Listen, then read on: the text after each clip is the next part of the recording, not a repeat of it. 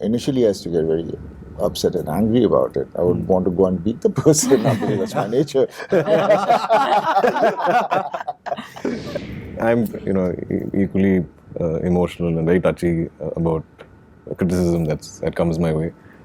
I definitely invest an unhealthy time into reading up all this. Through my career as an actor, people have been genuinely very kind to me. But yeah, I mean, it was unforgivable for me to even dare to venture in my father's footsteps and become a filmmaker.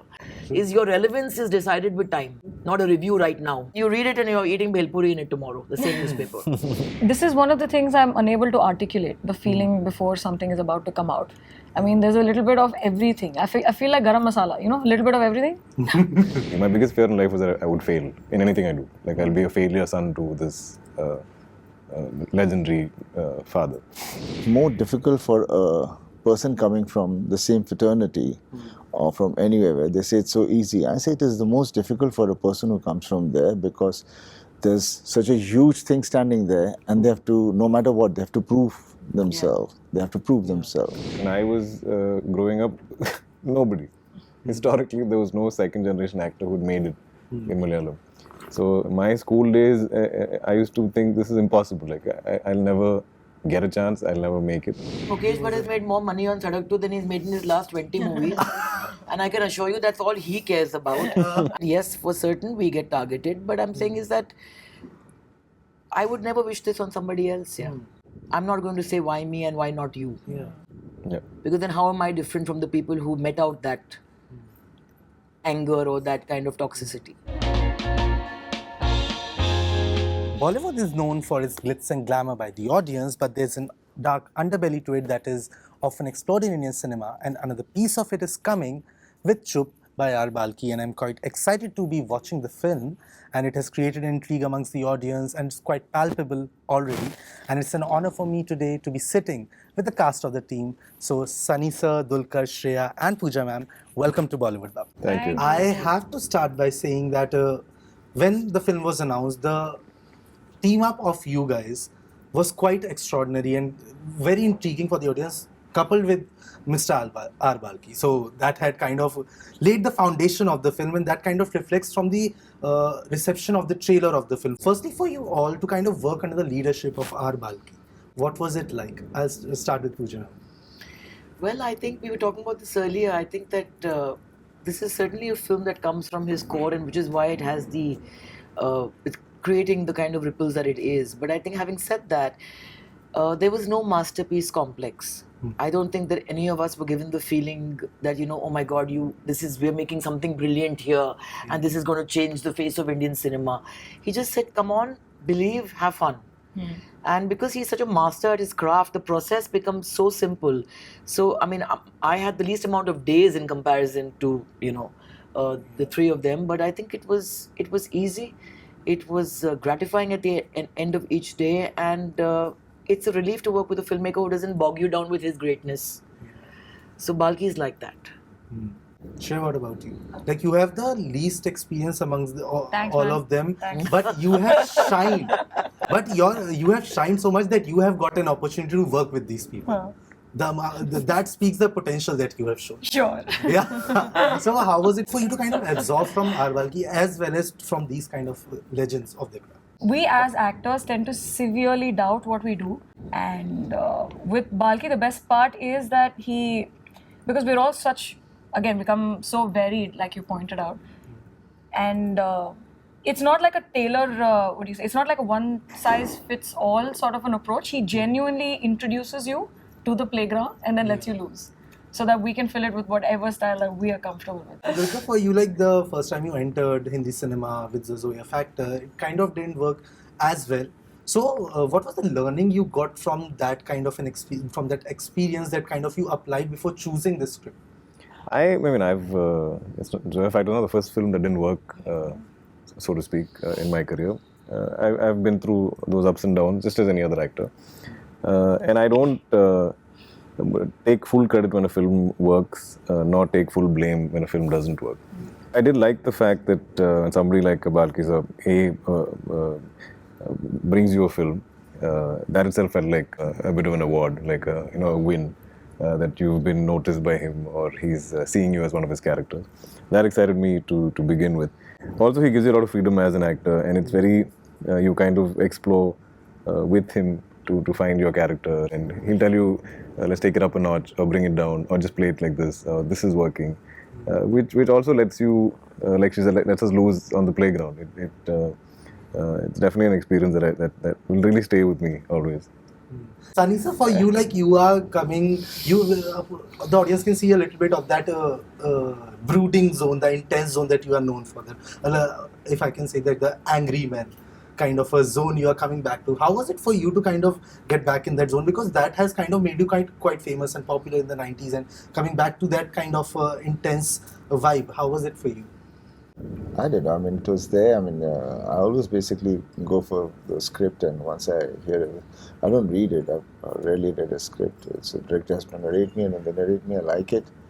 And I just say, if I like it, I'm there. If I don't like it, I'm not there. And this was one of the scripts I loved, and it was on. And definitely, I worked with so many directors, and Balki is one of those good directors. And he was very clear.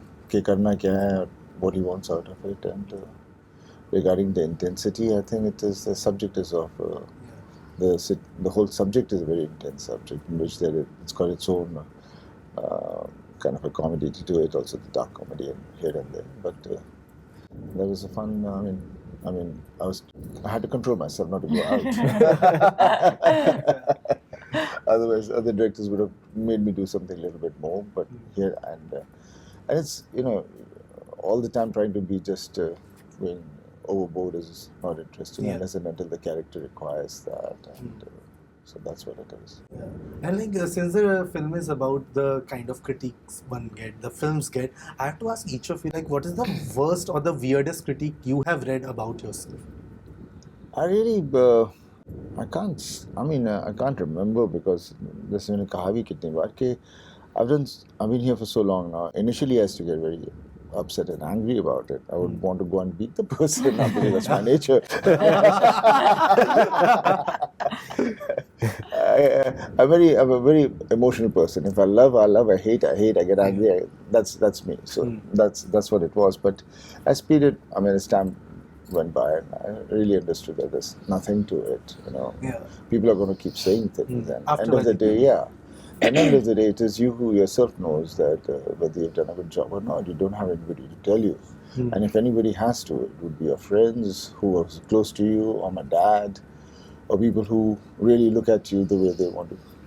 They know you very well, and they know what you're doing and what you're not doing. But one himself knows that, okay, it is okay, let's move ahead.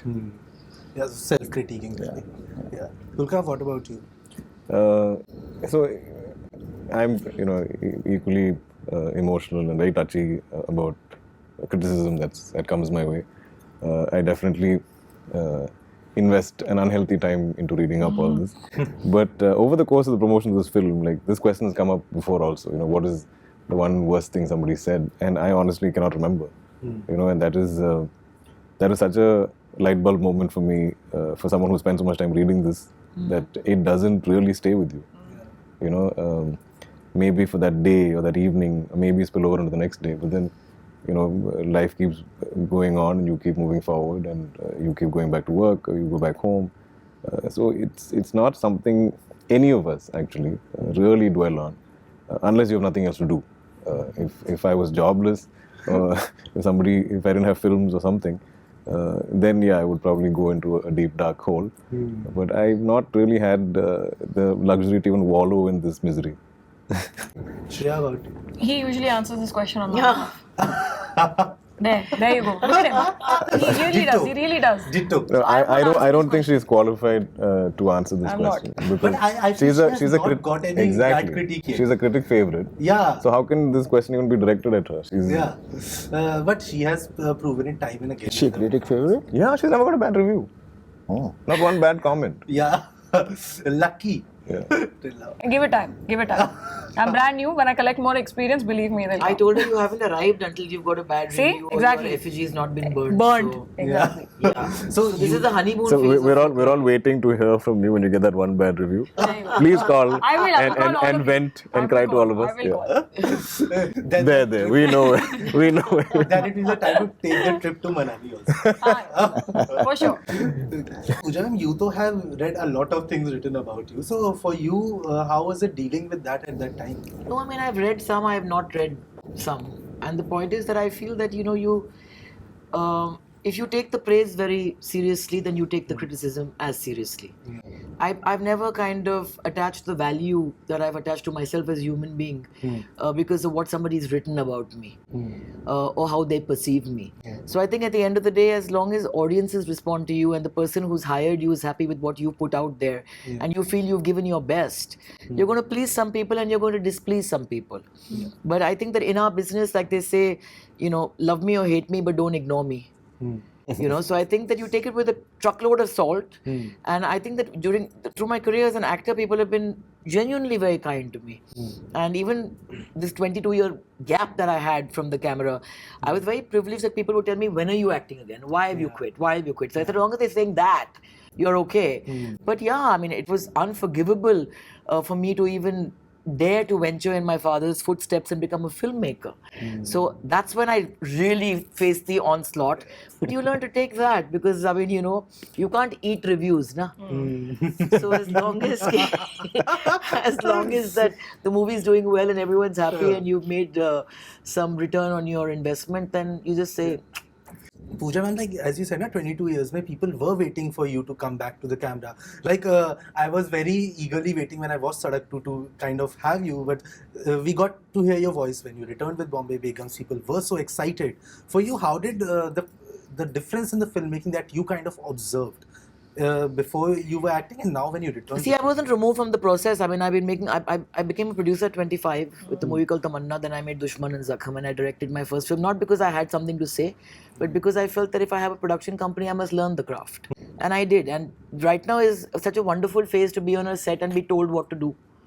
So while there has been a great leap, I think when there was film, there was a little bit more discipline. Don't you agree? We were told that it's film. So we had to take it very seriously, you know what I mean? I felt that there was a little bit more discipline. And also, I think that there are too many people on set now. And we come from a kind of a school, It's so crowded. And we come from a school where if one person cannot do three people's jobs, then they cannot be on a set because we couldn't afford that. Even outdoors, there was a minimal crew that would go. So I think everybody was more involved with the process, and everybody's problem was the other person's problem.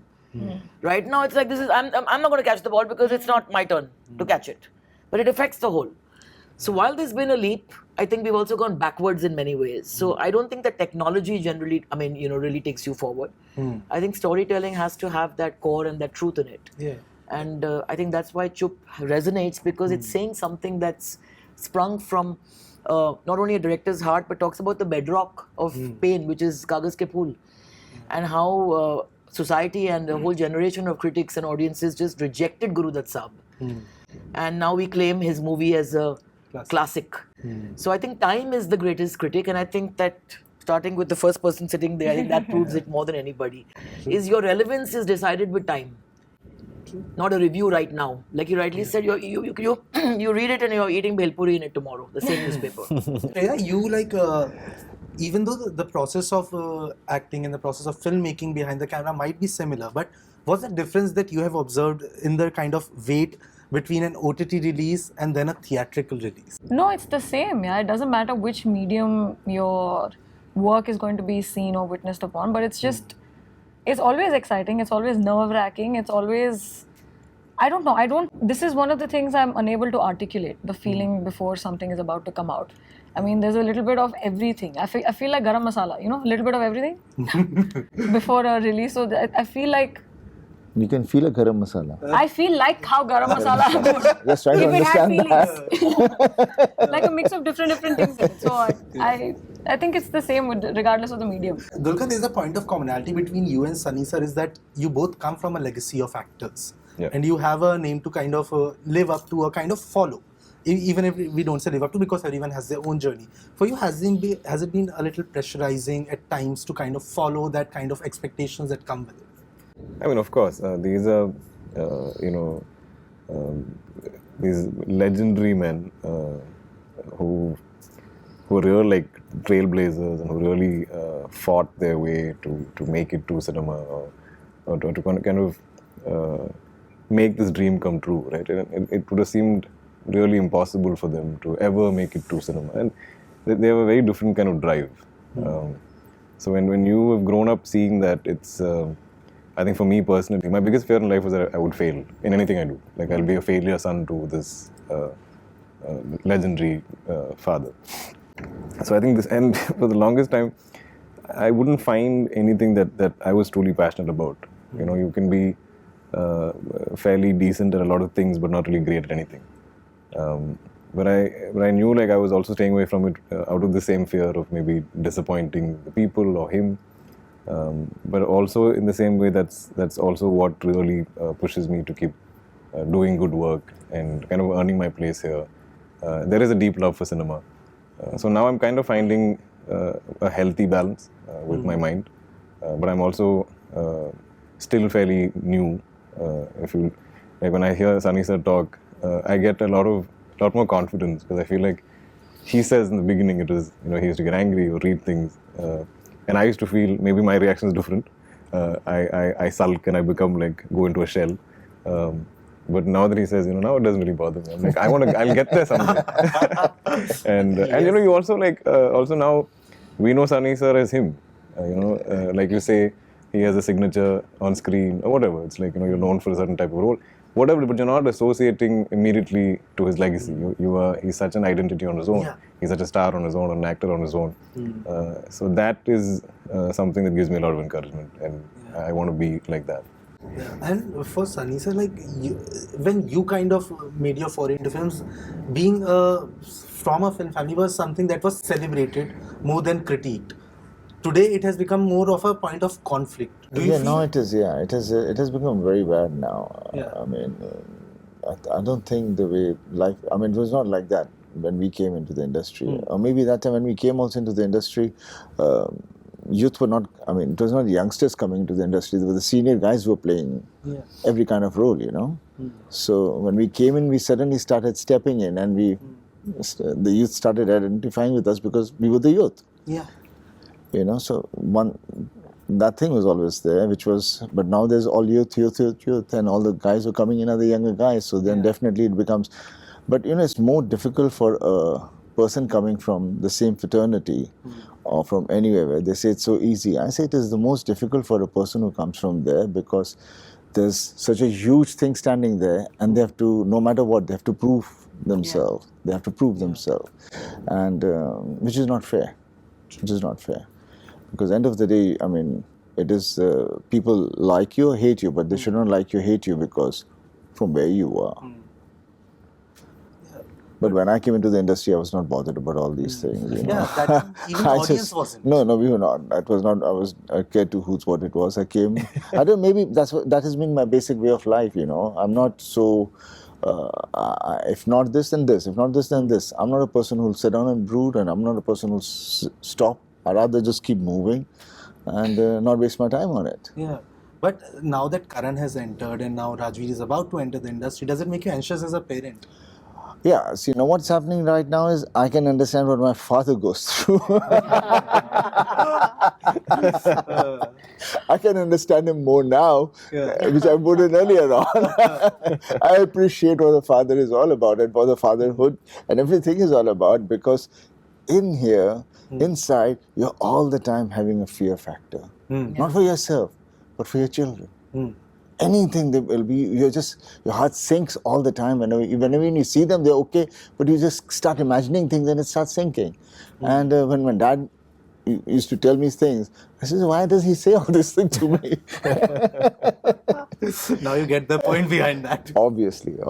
And I appreciate it more now, you know, and you know, you have to. I just feel that, you know, you should always, every day, if you can, I don't know, that's me. Hug your parents. You know, that hug gives you a strength and gives them the strength. And I think That wealth is way beyond. You may make thousands of crores. Yeah. Doesn't matter. That is the energy you need every day. True. And Dulquer, for you, like, do you feel, जैसे मैंने बोला कि before when he kind of started, this fact was kind of celebrated, and South में that is still the case. Do you feel that it was easier to kind of for you to start your career in South than it would have been if you have started in Bollywood? Again, this notion of the South, it's 4 different industries, and each place is different. So, like maybe in Telugu, there's always historically legacy actors. I don't know of many in Tamil, maybe Prabhu sir or a few like that. Malayalam, when I was growing up, nobody. Historically, there was no second generation actor who'd made it in Malayalam. So my school days, I used to think this is impossible. Like I'll never get a chance, I'll never make it, because there's just no parallel. You can't compare anyone. Like, give me an example of a second generation actor who's made it. It was like that at that time. And then, a few of us started coming into the scene, or like how Sanisa said, there was maybe a lack of youth or something. And like Prithvi was amongst the first. And he really had to kind of bulldoze his way and find a little space for himself, because my father and Mohanlal sir was like so, towering over everybody and constantly busy, and like doing all kinds of roles. And then like a Fahad, and then like a me, obviously like a Nivin, all these. So it didn't matter whether you had a film background or not. It was also about, I think, this generation of actors finding some acceptance or roles or films written for them. So I was also very lucky to kind of be at that right place at the right time, where they were conceiving films for this age of actors. Like when I did like Ustad Hotel, I was playing somebody in college or studying or something like that. And at that point there were just a few of us who were kind of doing those roles. So it's also timing, it's also luck. And there was definitely a lot of love that I got through that film. So it became like, oh, it's so-and-so's son, and also in this film, he really feels like somebody in our family, because my character was like that. So I don't, I think as I kept working and doing more work and maybe growing a bit, is when maybe I started facing this. Also, this whole nepotism angle was not discussed before in Malayalam, but now the word's been once it's introduced. So I'm seeing that now, which is interesting now what to do. But Pooja, your whole family became the target of it 2 years ago, and Sadak 2 suffered a lot because of that as well. Well, Mukesh Bhatt has made more money on Sadak 2 than he's made in his last 20 movies. And I can assure you that's all he cares about. I'm not saying we care about that, but he's a different kind of an animal. My father is a different kind of a person. So that is not the point. The point is that yes, for certain we get targeted, but I'm saying is that I would never wish this on somebody else. We have the capacity to absorb it, and I'm not going to say why me and why not you. Because then how am I different from the people who met out that anger or that kind of toxicity? So time is the greatest critic, it's the greatest healer. Time heals all wounds, and time wounds all heals. So it's all good. Eventually what you are resonates, and truth like water cannot be stopped. But I'm sure that time had been difficult, but you all have emerged victorious. Of course it was difficult, but I think that it's those difficult times, it's when the world turns its back from you, is when you realize what you're made of. It's when you realize who your people really are. And I think that our failures, our humiliations, when we've been targeted, when we've been kind of, unnecessarily kind of, attacked, that's when you discover that invincible summer within you. It's not good times that tell you what you're about. True. Because someday the phone stops ringing and the flowers stop coming, and we are going to have flops, and we're going to have failures, and then you're going to have attacks. But it's really about how you respond to things. So I mean, I'm not going to have a why me attitude. And if you know who you are, then you don't say why me. True. Thank you all. Wishing you all love and luck for the film. Thank you. Everything you do in future. And Thank you so much. Thank you. Hi, this is Sunny Deol. You're watching me on the Bubble, right?